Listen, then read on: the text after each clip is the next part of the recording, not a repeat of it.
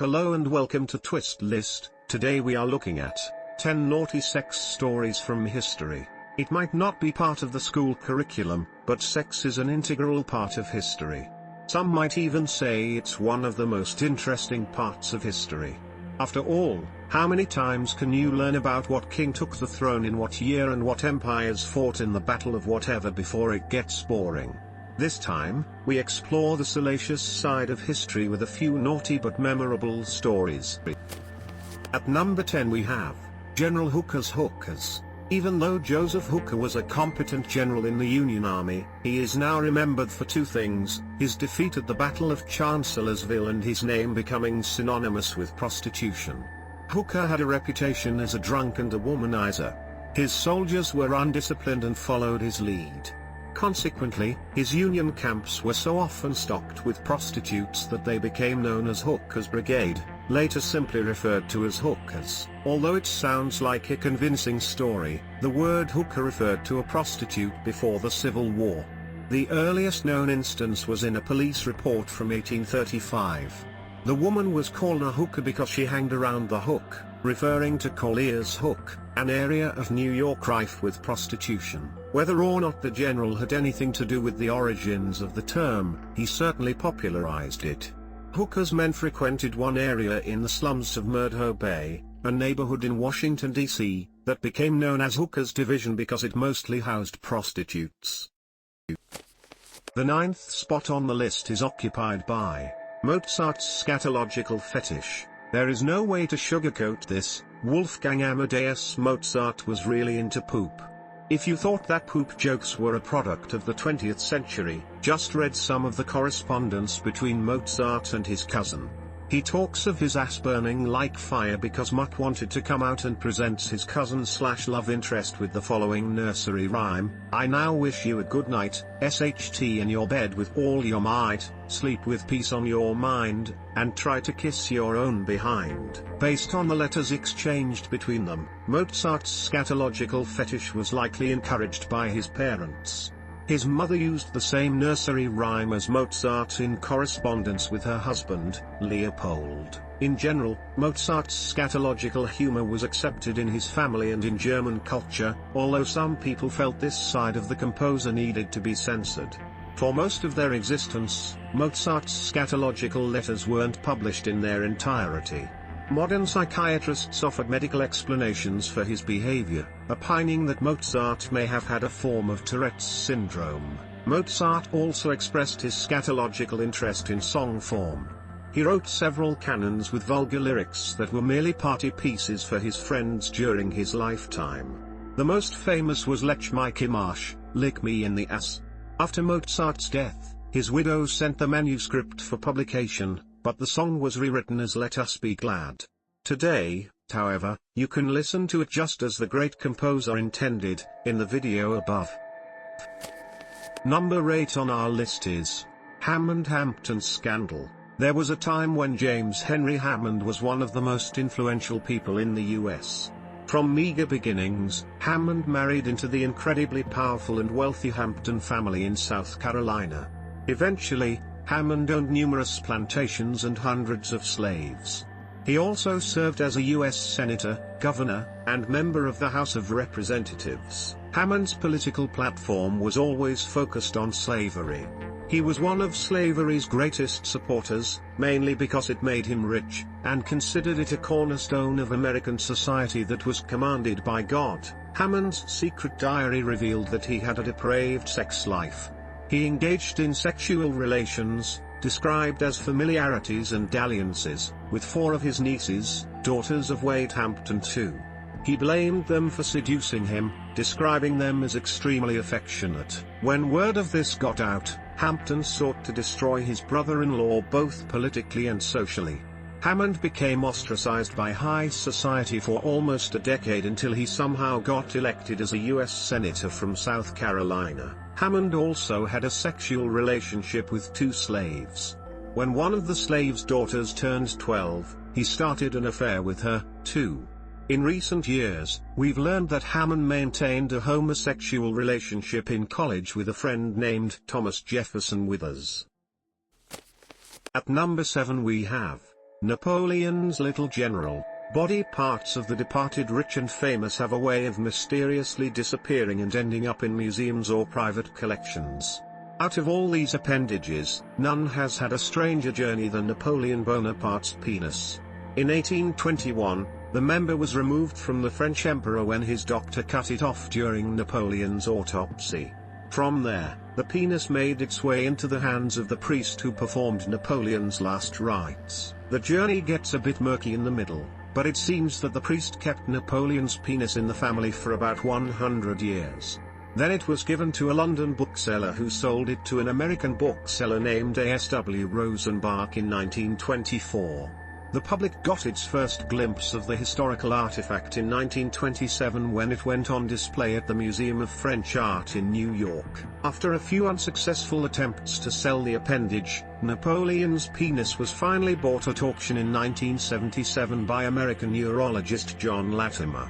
Since then, the penis has been with the Latimers in New Jersey, occasionally coming out for documentaries that cruelly confirm what most of us already expected, that Napoleon had a tiny penis. Number 6 on the list is Jean-Jacques Rousseau's spanked bottom.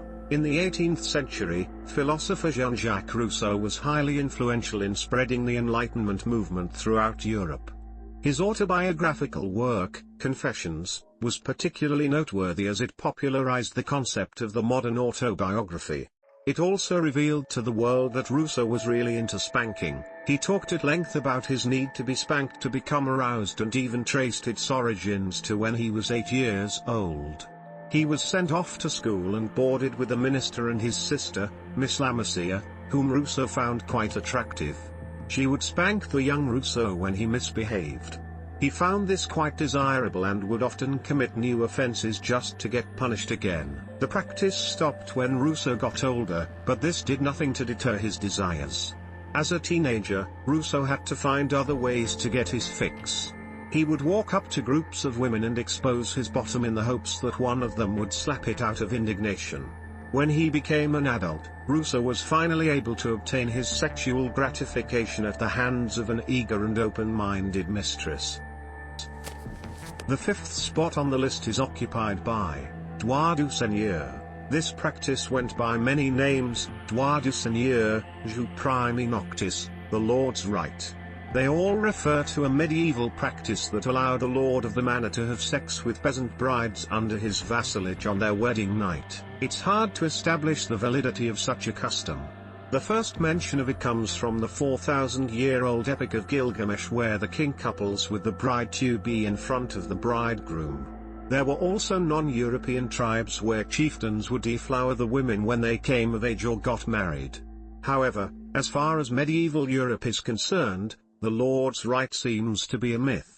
There is no concrete historical evidence to suggest that this practice regularly took place anywhere in Europe during the Middle Ages. It is possible that the lords practiced certain humiliating exercises that were symbolic of the droit du seigneur but not actual intercourse.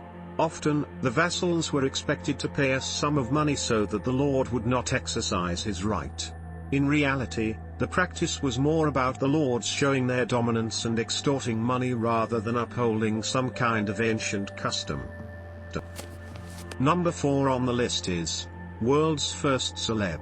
The name Kitty Fisher might be familiar to some from the old nursery rhyme, Lucy Locket lost her pocket, and Kitty Fisher found it. Both of them were real people, 18th century prostitutes, to be exact. However, Ms. Fisher climbed the social ladder and came to be regarded as the world's first celebrity. She was a celebrity in the sense that the public was obsessed with her, even though she wasn't royalty or an artist or anyone with any kind of distinguishable talent. She was the first to be famous for being famous, a quality which is quite common among the celebutantes of today.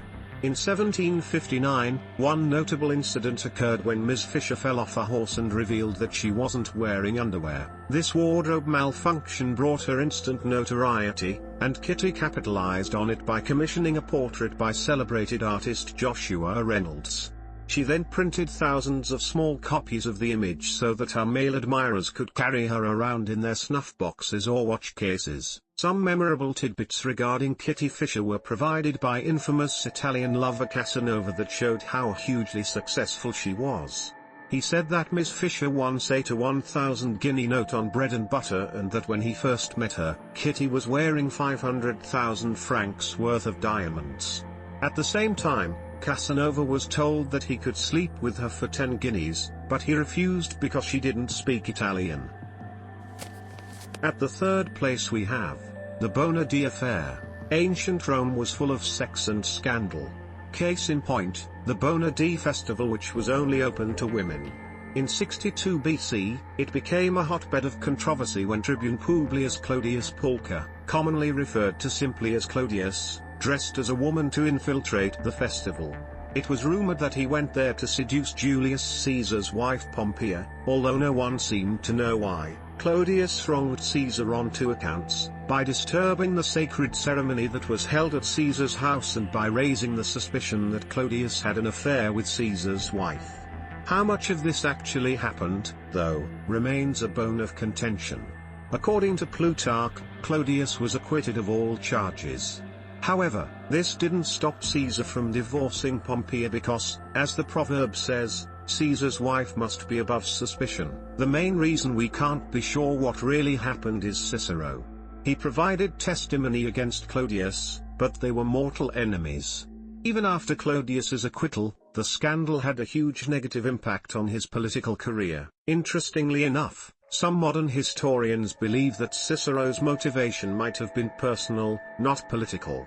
His wife, Terentia, also had cause to dislike Clodius, either because she was jealous of his sister Clodia or because Clodius prosecuted Terentia's half-sister, Fabia, on charges of incest. It's possible that Terentia might have been pulling the strings behind this sex scandal all along. At the second spot is the Cleveland Street Scandal. Prince Albert Victor, grandson of Queen Victoria, is from a largely forgotten branch of the royal family. Haunted all his life by rumors regarding his mental health, he died at age 28 during a flu pandemic. The prince is best remembered today as one of the most intriguing, although highly unlikely, suspects in the Jack the Ripper case. He might also have been involved in one of the biggest sex scandals of Victorian England. In summer 1889, a male brothel on Cleveland Street in London was raided by police after they found out that young messenger boys were prostituting themselves to high-class clientele. Back then, homosexuality was still illegal, but that's not what caused the scandal. The uproar was caused by all the high-ranking officials and lords rumored to have been caught in the raid, including Prince Albert Victor. It was never proven that the prince was there, although some point to a royal cover-up as the reason. The British media refrained from openly talking about the subject, but across the waters, French and American newspapers had no such qualms. Prince Albert Victor was quickly sent away on a tour of India in the hopes that the scandal would blow over. But he became inexorably linked with the den of infamy that was number 19 Cleveland Street. And finally, at number 1, the Grafenberg spot. Back in the 1950s, German gynecologist Ernst Grafenberg described an area of the female anatomy that still causes controversy after over 60 years of intense study, the G-spot. At that time, Grafenberg was studying the urethra and its role in female orgasms. His work led him to the Grafenberg ring, the first intrauterine device, IUD. However, during his research, the gynecologist also described an erotic zone that always could be demonstrated on the anterior wall of the vagina along the course of the urethra.